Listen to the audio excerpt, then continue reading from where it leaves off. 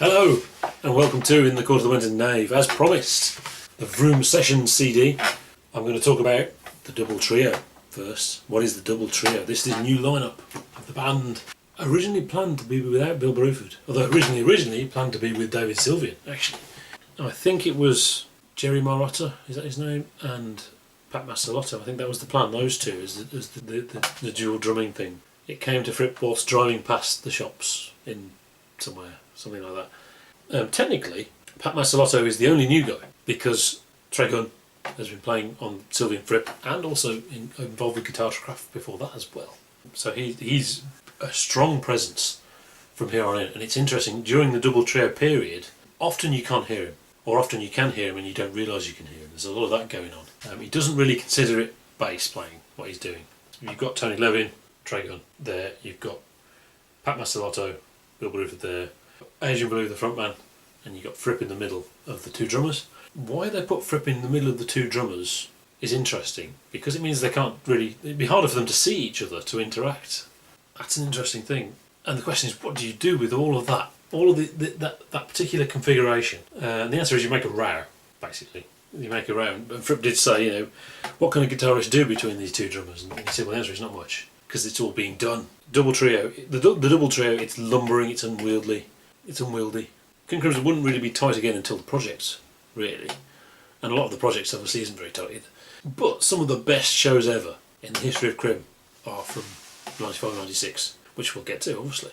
Adrian Belew's writing is still top notch, and the quality of the vocals as well. Now he's got better technique, are absolutely sublime in the 90s. That's why one of the main reasons why the live stuff is awesome. I used to get the impression that the general plan was that Pat Mastelotto will keep time and Bill Bruford just does what the hell he wants. And there's elements where that happens. I think on the Japan 95 video that seems to be what's happening. But there's definitely points where it's actually Pat Mastelotto doing the interesting stuff and Bill isn't doing much at all. So it's not always the case. I don't get the impression they spent a lot of time rehearsing, unlike the current 7-piece, who apparently they have a couple of months of just the drummers rehearsing before the other guy come in over the top. I get the impression they didn't do that because it doesn't sound very rehearsed. It sounds like they're playing and it's a cacophony. Bill Bruford, of course, is fresh from the Union debacle and possibly broken by the Union debacle. Quite a bad time, really, of making a lot of money but not having a good musical time and having a nightmare of his V-drums breaking down at, I think, at the NEC or Wembley or something like that, having to do a drum solo with Alan White without his V-drums. And famously, of course, Fripp's coming up with this rhythm. He says, right, you play this and you play this. So how are the two drummers going to work together? And Bill Bruford's response is, well, but Robert, I can play both of these at the same time. Why do you need two drummers? He can do both. He's Bill Bruford. You don't need two drummers. That's quite funny. There were initial sessions without Adrian Belew. Not on here. Adrian Belew's on here. I don't think there's anything on here without him. The question is about the double trio. I mean, in the end, possibly pointless in that what was achieved? Well, expensive touring because there were 6 of them. And a lot of equipment, but a lot of fantastic live stuff, which, well, did they need 6 of them to do that? I don't know, maybe they did, I don't know. Importantly, this album is significant because it's not complete on the Thrack box. On the Thrack box you have 1 disc of Vrooom and some of this filling up the album, so it's not all of this. So in a way this is an important one to obtain if you're a fan of the double trio. But this is club number 8, and I do remember, up to this point, it was all chronological, and it got to the projects as live in San Francisco on Club Number 7. It was all really exciting, and I remember that there was a feeling of disappointment with this because then we'd gone back again to '94, and it's all right, and the album cover almost reflects that, and it's not a very good album cover. So I remember feeling underwhelmed, but expectation was a problem. Expectation is a prison. So track 1 is Bass Groove. And immediately much more high-tech, but also more sloppy than the 80s sessions. This should be compared to those 2 80s sessions albums, really.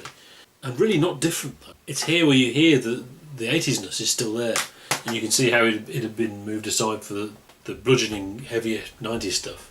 So maybe that's where they started from, was from the same point they were at in 84, and then they moved on from there. Track 2 is Fashionable. Fast 20 thing, still very 80s Krim. Track 3, Monster Jam, evil soundscape stuff, that's pretty cool. Very much when I say stop continued, it's more of that stuff. I imagine they had lots of that stuff. Trey Gunn making sort of bass noises in the background is pretty cool. It's great, doesn't really go anywhere. It's very long and it doesn't really go anywhere, but it's still great.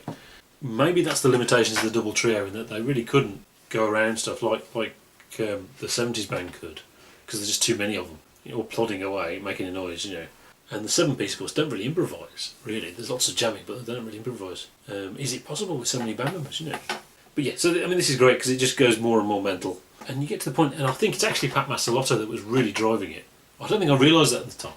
It took me a long time to appreciate Pat Mastelotto because he lived in the shadow of Bill Bruford. But a lot of the double trio stuff, it's Pat Mastelotto being interesting, as I said. Track 4 is Slow Mellow. It's a King Crimson Slow Mellow, so it's a sort of scary melancholy. Very cool.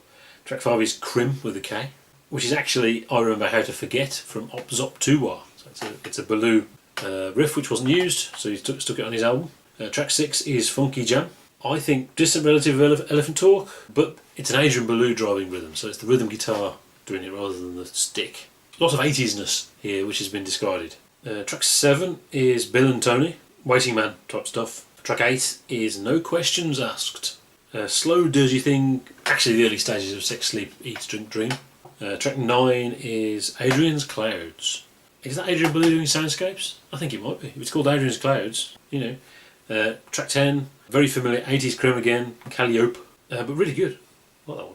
Track 11, One Time, fast tempo instrumental version. And track 12, Boogalooga, great title, it's noisy stuff. So yeah, nothing really leaps out. I can see why they didn't value it that much to put a whole disc in the track box on it if they're only going to have like 12 discs. Obviously it's worth a punt, but you've got Vrooom as well, so it doesn't compare to the second 83 sessions, which I think are better. See you next week for Ba-Boom, live in Argentina.